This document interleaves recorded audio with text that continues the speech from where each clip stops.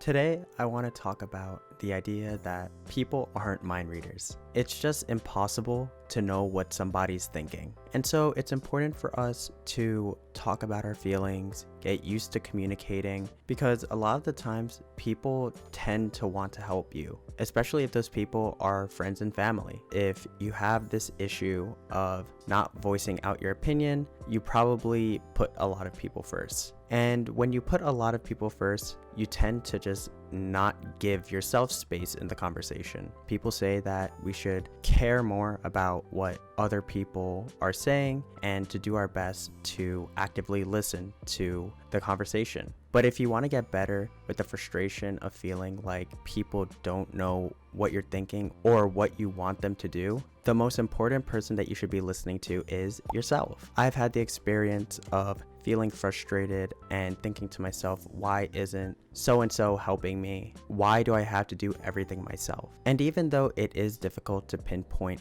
why I feel frustrated or the exact reasoning, it boils down to the idea that I'm not voicing my opinion, I'm not voicing my emotions. So I started to listen to that voice inside of me a lot more, and at first it was just a struggle. I started practicing this maybe 2 or 3 years ago, and at the time I just got into a relationship, and so I was just working on improving myself and growing in the relationship. I remember having thoughts to myself like, just say what's on your mind, just say the emotions that are in your head and they'll understand. But even though I told myself that, it almost felt like throat was closing up and I wasn't able to get the words out. I didn't give up, and I just kept on practicing this idea, and I kept on giving these positive words of affirmation to myself and to my brain and trying to push myself out of my comfort zone. And more I started to get used to the idea of speaking about my emotions. Now, if you try this and you're able to force your brain into saying what's on your mind, then that's great, you're able to do that. For me, I needed to tell myself a few more things. One of the most important things that I told myself was that my emotions were valid and that my thoughts were valid. You are allowed to feel those emotions. You are allowed to feel a certain way if your needs aren't getting met. The second thing that I told myself is that I'm not bothering them. I used to have this weird feeling that when I asked people to do things, I was inconveniencing them and I was just a detriment in their life. It took me a little bit of time to realize that asking somebody to take out the garbage for you or wash the dishes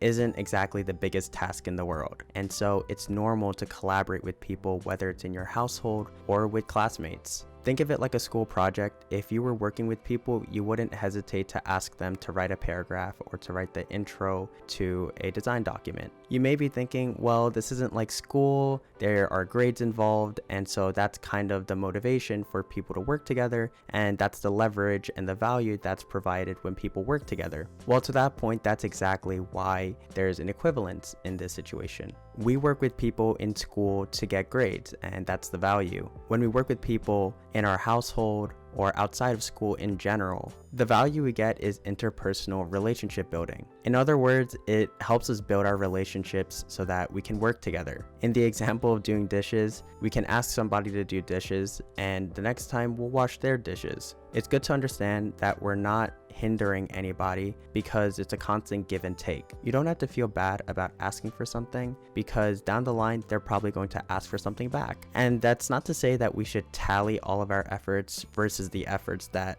other people do for us. It just means that we have to trust the relationships that we're building, that at some point in our life, by providing value for these people, they're going to provide value back. Sometimes you build relationships where they don't exactly provide as much value as you would want, and in that case, you can break it off. Relationships are give and take, and so if you're constantly giving or constantly taking, there's just not a good balance. So keep track of what you're doing because it'll remind you about all the times that you've helped other people, and it'll make it a little bit easier to ask for favors back. Now, we talked about expressing our needs, but how do we know what our needs are? Most of the frustrations from not speaking our mind tend to come from the closer relationships we have. So again, friends and family. Considering that these are all people that you love on different levels, I recommend taking the quiz for the 5 love languages. It's a quick quiz, and if you don't know what the love languages are, they're essentially how we love. There's acts of service, quality time, physical touch, and 2 others that I'm forgetting. But the quiz will rank your love languages from first to last, and it might bring clarity to why you're frustrated at some points. You may be frustrated that you didn't get a birthday gift, and realize when doing this quiz that one of your love languages was gift giving. So by doing the quiz and finding out your love languages, you'll be able to find out what type of values you appreciate the most. And if you get other people around you to do the quiz, or they've already done it, then you can ask them what their love languages are, and then you get to find out what value you can provide them. Just remember, people aren't mind readers. Challenge yourself to step outside of the box and ask for a favor every now and again. Speak about your needs. With enough practice, I'm sure that it'll make your life a little bit easier. If you enjoyed this video, please make sure to like, comment, and subscribe. And as always, stay productive, keep improving, and I'll see you in the next video. Peace.